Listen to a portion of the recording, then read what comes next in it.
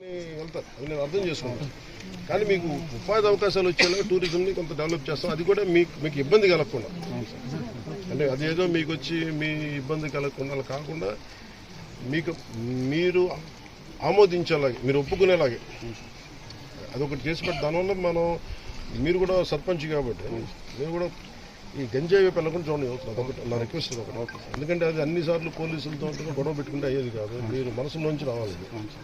కొంచెం అందరికీ కొంచెం ఎడ్యుకేట్ చేయాలి. మాకు ఇక్కడ మచ్చిగుండం అనేది ఉన్నది సార్. పాడేరులో ఉక్కుంపేట మండలం పాడేరులో మచ్చిగుండం ఉన్నది. ఇక్కడ టూరిజం ఏరియా మాకు ఏర్పాటు చేయవలసిందిగా కోరుతున్నాం సార్. మచ్చిగుండం నేను చేసి పెట్టాను కదా. పినపాడు పంచాయతీ చాలా మంది విదేశాల నుంచి కానీ మన ఢిల్లీ మిగతా ప్రాంతాల నుంచి వచ్చి మీ గ్రామాల్లో ఉంటే ఇప్పుడు మీరు ఒక 20 ఇళ్ళు కట్టుకున్నారనుకో, ఒక 2 ఇళ్ళు మీ టూరిజంకి కేటాయిస్తే ఇది సస్టైనబుల్ హోమ్ స్టే లాగా మీరే వండి పెట్టండి. తద్వారా మీరుండే ఆ గూడెం వరకు మీకు ఆదాయం వస్తుంది.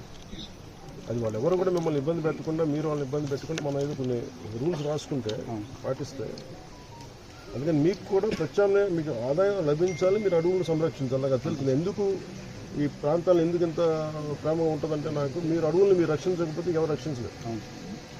మీ జీవన విధానంలో ఇది ఒక భాగం. అందుకని ఈరోజు డబ్బు కూడా పెద్ద బాగానే చేస్తాం.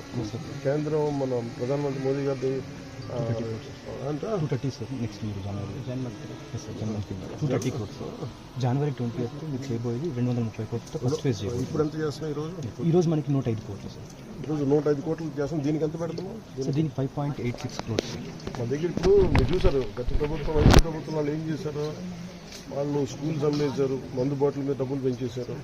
ఆ డబ్బులు భవిష్యత్తులో జనం తాగబోయే డబ్బుల మీద కూడా లోన్ తీసుకున్నారు. మీకు ఒక ఇల్లు అట్లా రోడ్లు వేయలే.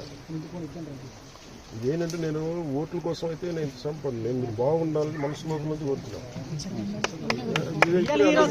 అలాగే నా బాధ కూడా